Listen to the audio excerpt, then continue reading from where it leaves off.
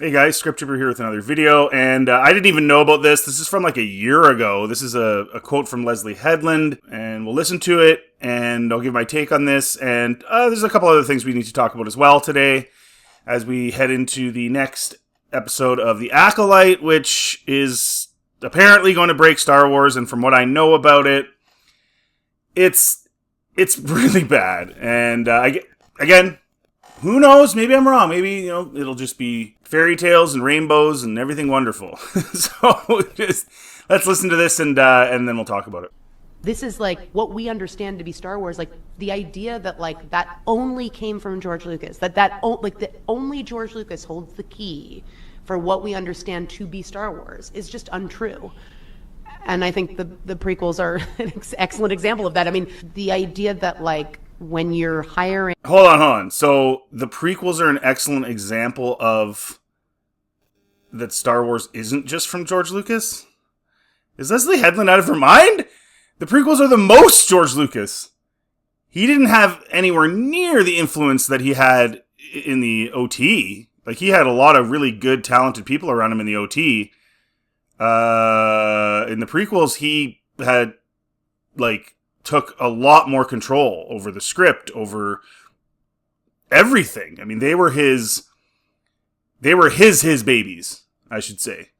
That doesn't mean there weren't other people there. Of course there were, but I mean, you had people, even the actors in the OT, Harrison Ford, Carrie Fisher, Mark Hamill.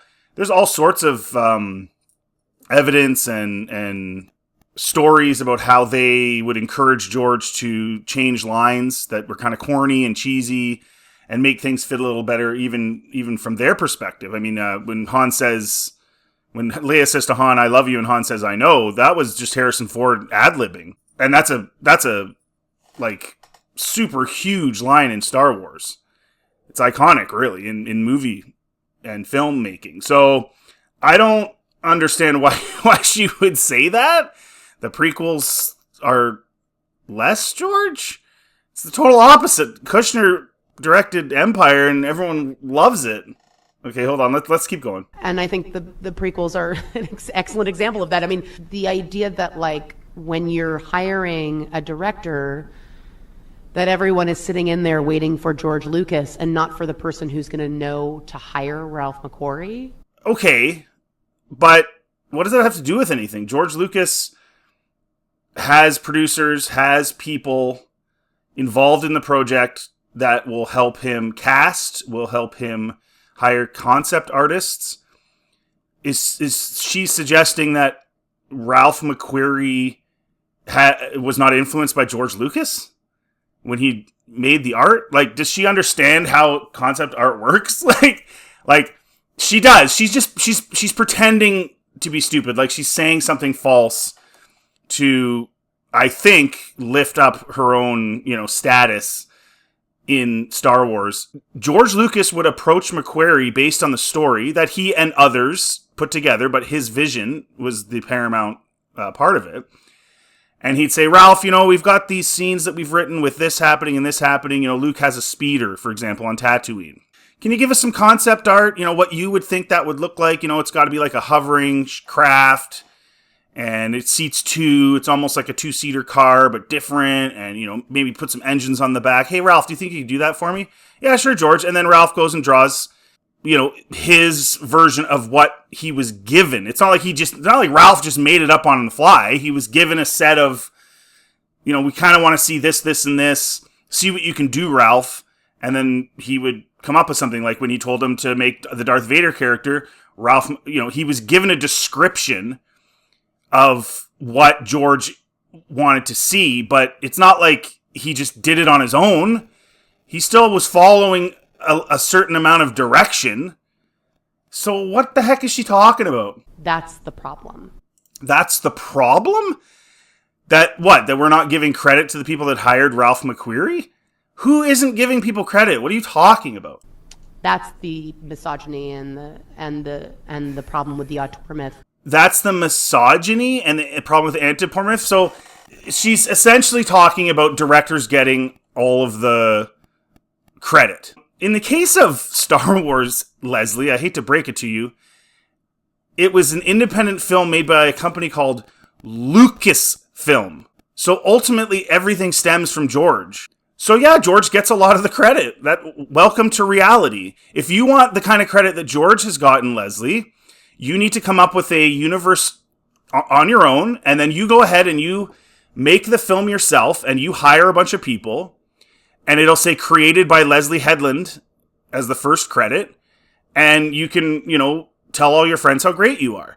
The reality of it is like I said earlier, guys like Kushner and Ralph McQuarrie and George Lucas's ex-wife Marcia get a ton of credit. There's so many articles in tons of magazines. They're in the archives. People have talked about them ad nauseum, the people that were involved in these. There's documentaries on Disney Plus and that were made before Disney bought Star Wars, about the making of Star Wars and just how many people contributed. What are you talking about? But ultimately, George is the one who's spearheading. The person spearheading gets the credit. Elon Musk gets the credit because he's spearheading his companies. That doesn't mean we just ignore the fact that he has staff and engineers and all these people. I mean, even Elon Musk has said when he's working on his rockets that other people have made suggestions. In fact, there was an interview, I remember a couple of years ago, where somebody suggested something that would help the rockets propel better or whatever. And it was a live interview, and he was like, you know what? You're right. We should look into that. Like, it doesn't mean these guys are just like domineering, but they get a lot of credit because they're the ones that came up with it. This isn't hard. As it stands today, because they're not thinking this is the person that will hire the right people, and this is the person that will be able to create the lookbooks and direct people to get them to that place. They're just thinking, do you have all the answers? They're just thinking, do you have all the answers? And the truth is that nobody does, and anybody that says they do is lying. Well, you need to have some answers if you're going to be hired to do a job. You don't get hired to do a job because you don't have any answers. And nobody does, and anybody that says they do is lying. What? What are you talking about? What are you talking about, Leslye? Are you saying that you are ticked off because you want more credit and you didn't have all the answers, but you still deserve the credit? This is a weird statement. You do need to have some answers. That's literally the job. I don't care if you're a grip on set. You need to know how to grip and where to not, set it up as a tripwire for somebody. The wire you're holding. Like, you still have to know how to do your job. So yes, you do have to have answers. Yes, that's a fact. I think she's alluding to this idea that she thinks people think that George Lucas is the only one that can have the answers. And she's alluding to, no, well, the other people that are hired like me have the answers. And I don't disagree with that.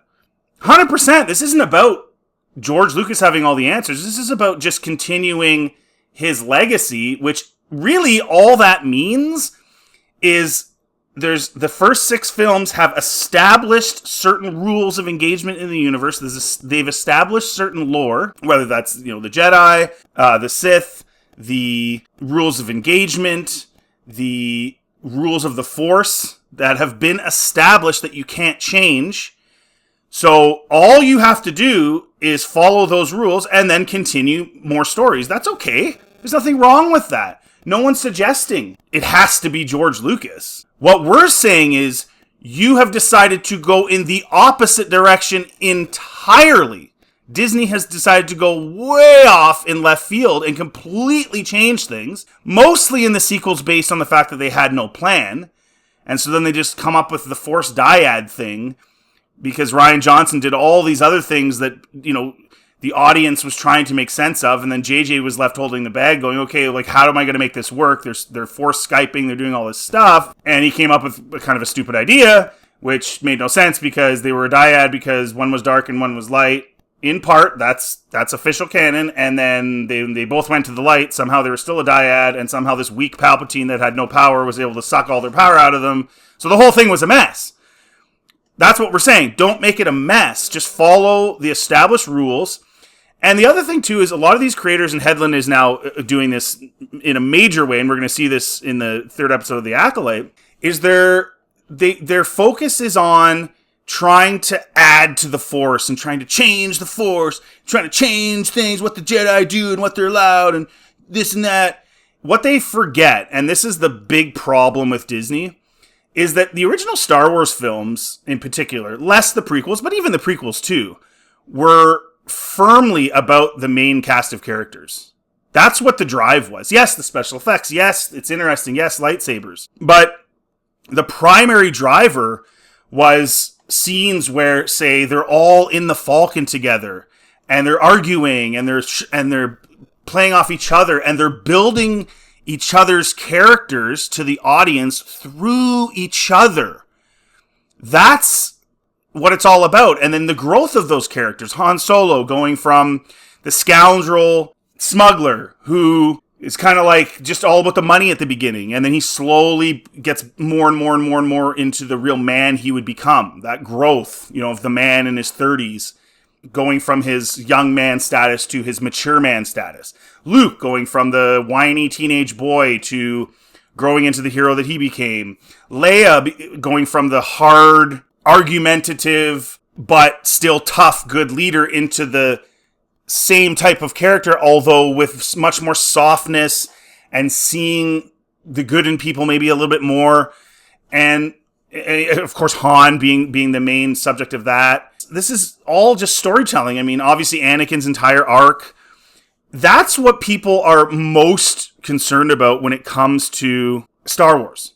The other stuff, what you're doing with the Acolyte, and changing everything around and adding all these new things with the Force and having all this flash, and that's not what you should be worrying about. You should be worrying about staying within the rules of the universe that George Lucas created because you're obligated to do so. It'd be the same thing, again, if you made your own universe, you made 6 movies created by Leslye Headland, gave it to someone else, and then they completely just pissed on your rules of engagement and your rules in the universe, and then complained because people want you to do things the way that want them to do things the way you, Leslye Headland, who made that universe, wanted them to. So she's just like, basically saying we have to accept what she does because we have to accept what she does and we have to ignore what George Lucas wants. Like this is just nonsense. The other thing I want to talk about was that Kathleen Kennedy told Leslye Headland to go make a Leslye Headland story. And Leslye Headland has related it in some ways to her own personal experience with her family. And she brought up her sister. She didn't have a good relationship with her sister. Okay, so we know in episode 3, spoiler alert, we know in episode 3 that Osha wants to be a Jedi. So they're both born into this witch coven, and it's all women, and for some reason, Osha wants to be a Jedi. And we're not told why, but she wants to be a Jedi, and her and May have a big falling out because of that. So Osha doesn't want to remain with the witches coven, which is a lesbian witches coven, it is. She doesn't want to be part of that anymore. And she wants to go off and be a Jedi. And this is my take, guys. Like, this is really important. If you've stayed this long, this is a really important take. And I think I'm going to be exactly right. What this is, I think, my opinion, I think the falling out Leslye Headland had with her sister was that her sister does not accept homosexuality. And this show is Leslye Headland's little allegory for the Jedi represent, say, like the Catholic Church, right? They're the purists. And the Witches' Coven represents those not accepted in the galaxy, right? That's how she put it. So they're the LGBTQs that aren't accepted, even though they are. The West is, I mean, we're having parades with naked men running around. Are you kidding me? So her sister didn't accept her being a lesbian. They had a falling out because of it. And in the show, Osha doesn't want to remain in the coven with May and the lesbians. She wants to go off with the Jedi, who are like the purists, right? The ones, the heteros with all the power. And they have a big falling out. And then May burns Osha's Jedi book, and in doing so ends up burning down her whole home. The whole coven burns down and everything else. And then she's thought to have died in the process, even though she didn't die. Maybe it's Leslye Headland caused a big scene or something in the family because her sister wouldn't accept her sexuality, and then it wrecked the family, and this is an allegory of that. I'm not sure exactly, but I guarantee you that's what this is about. At least, well, I can't guarantee you, but that is my take. That's what the show is actually about. It's about Leslye Headland and her sister and her family and yada, yada, yada. Going back to the previous interview that we just listened to with Leslye Headland, there you go. Following the rules of George Lucas's universe that he gets all the credit for, which is so awful, even though he doesn't, was on the back burner all along. It was all about her story, and Kathleen Kennedy encouraged her to do that. And that's the issue. That's what this show is. It's the Leslye Headland show. It's the Leslye Headland feel good about yourself show and show how you were right all along kind of thing. That's what I suspect. So there you go, guys. Let me know in the comment section what you think. If you like this content, please like and subscribe. Check out anything else on my channel. That'd be cool too. Have a really good day.